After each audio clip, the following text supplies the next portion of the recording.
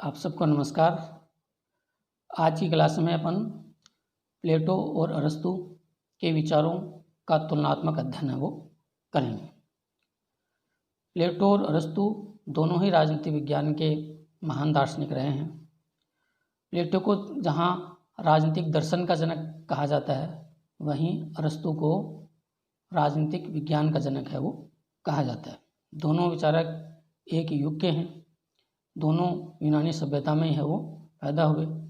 और अरस्तु जो था वो प्लेटो का शिष्य था और प्लेटो के पास 20 साल तक उसके एकेडमी में रहकर उसने शिक्षा प्लेटो से प्राप्त की थी।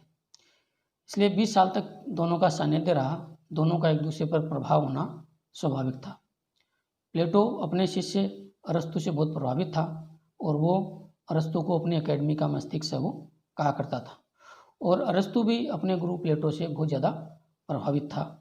तो अरस्तु के विचारों पर भी प्लेटो के विचारों का प्रभाव होना स्वाभाविक था। तो अरस्तु के चिंतन पर प्लेटो का व्यापक प्रभाव देखने को है वो मिलता है। अरस्तु ने बहुत सारी जो चीज़ें हैं वो प्लेटो से सीखी। और लेकिन अरस्तु जो था वो एक वैज्ञानिक विचारक था, और वैज्ञानिक विचारक था इसलिए उसको जो चीज़ें सही लगी वो उसने प्लेटो से ग्रहण की, और जो चीज़ें उसको सही नहीं लगी अपने वैज्ञानिक दृष्टिकोण के आधार पर, उन बातों को उसने अस्वीकार वो कर दिया। तो अब अपन प्लेटो और अरस्तु के चिंतन में क्या क्या समानताएं हैं, क्या क्या असमानताएं हैं, उस पर क्रमवार चर्चा करेंगे। तो सबसे पहले प्लेटो और अरस्तु के चिंतन में समानताएं। तो प्लेटो और अरस्तु के चिंतन में पहली समानता यह है कि प्लेटो और अरस्तु दोनों ही राज्य को एक प्राकृतिक संस्था मानते हैं। यानी वे मानते हैं कि राज्य के निर्माण में मनुष्य का कोई योगदान नहीं है, राज्य की उत्पत्ति प्राकृतिक रूप से है वो हुई है। दूसरी समानता प्लेटो और अरस्तु के चिंतन की है वो ये है कि प्लेटो का चिंतन भी लोकतंत्र विरोधी है और अरस्तु का चिंतन भी लोकतंत्र विरोधी है। दोनों ही लोकतंत्र को एक बुरी शासन प्रणाली मानते हैं।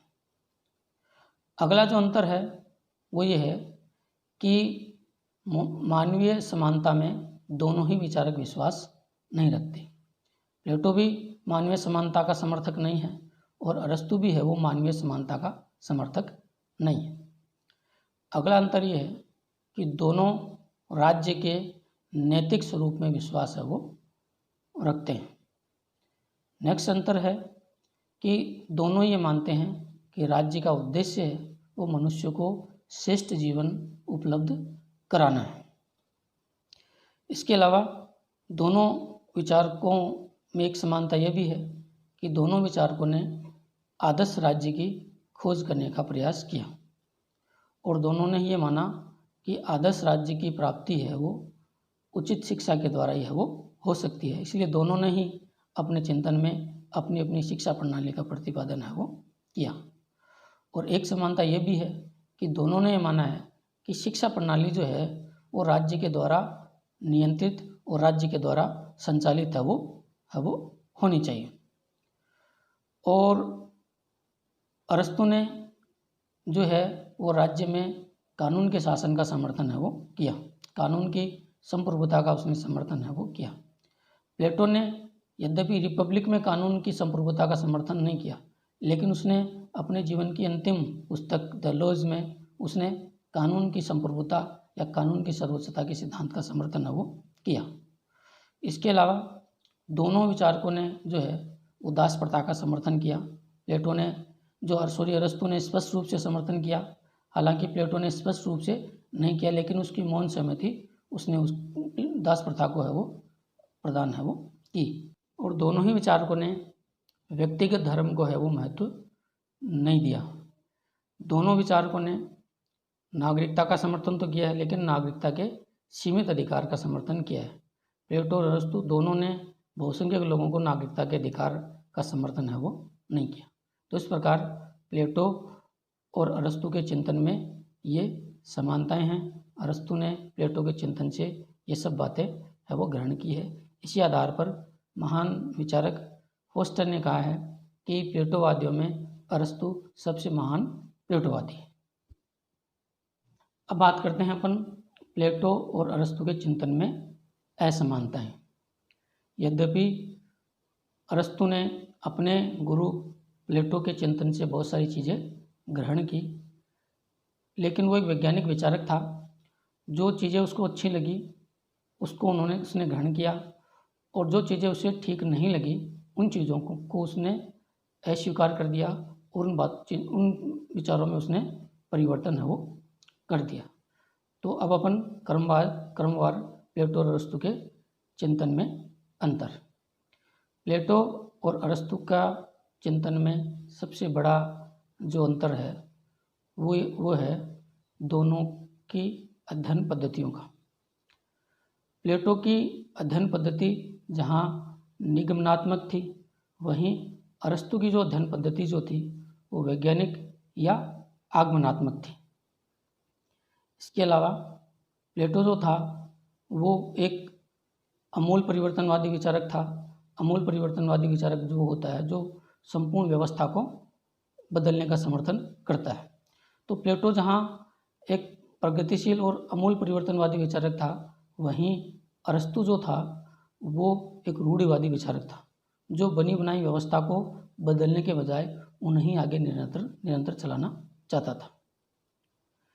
इसके अलावा एक जो बड़ा अंतर जो था उनमें वो ये था कि प्लेटो एक अतिवादी विचारक था, जबकि अरस्तु जो था वो अतिवादी विचारक नहीं था।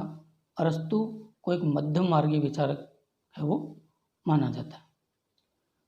प्लेटो जो है वो राज्य को व्यक्ति का बड़ा रूप मानता था, जबकि अरस्तु राज्य को व्यक्ति नहीं बल्कि परिवार का बड़ा रूप है वो मानता था।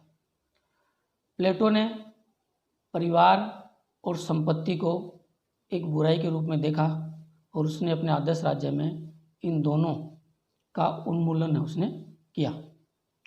लेकिन अरस्तु ने परिवार और संपत्ति को एक अच्छाई के रूप में देखा, और इन दोनों को परिवार के लिए आवश्यक है वो माना।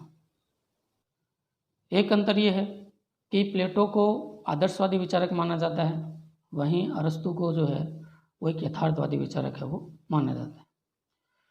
प्लेटो ने अपनी पुस्तक रिपब्लिक में दार्शनिक शासकों की निरंकुशता का समर्थन किया है, जबकि अरस्तु ने कहीं भी शासकों की निरंकुशता का समर्थन नहीं किया। उसने केवल विधि के शासन का ही समर्थन है वो किया है। प्लेटो ने राजनीति विज्ञान का स्वतंत्र अध्ययन नहीं किया, उसने केवल नीति शास्त्र में ही राजनीतिक अध्ययन है वो किया है, जबकि अरस्तु ने राजनीति शास्त्र को नीति शास्त्र से है वो पृथक किया, और उसने राजनीतिक अध्ययन को स्वतंत्र रूप से मान्यता प्रदान है वो की, और राजनीति विज्ञान को सर्वप्रथम उसने एक स्वतंत्र विषय के रूप में मान्यता प्रदान की। एक अंतर ये है कि प्लेटो जो था वो स्त्री और पुरुष के समान अधिकारों का समर्थक था। उसने रिपब्लिक में जो अधिकार पुरुषों को प्रदान किए वही उसने महिलाओं को भी प्रदान है वो किए, जबकि अरस्तु जो था वो एक रूढ़िवादी विचारक था, इसलिए उसने जो महिला पुरुष के समान अधिकारों का समर्थन है वो उसने नहीं किया। प्लेटो राज्य में पूर्ण एकता का समर्थन करता था, वो एक एकतावादी विचारक था, जबकि अरस्तु ने राज्य में पूर्ण एकता को उचित नहीं माना, और उसने पूर्ण एकता के स्थान पर विविधता में एकता का समर्थन है वो उसने वो किया है। तो ये हैं प्लेटो और अरस्तु के चिंतन में समानताएं और असमानताएं। धन्यवाद।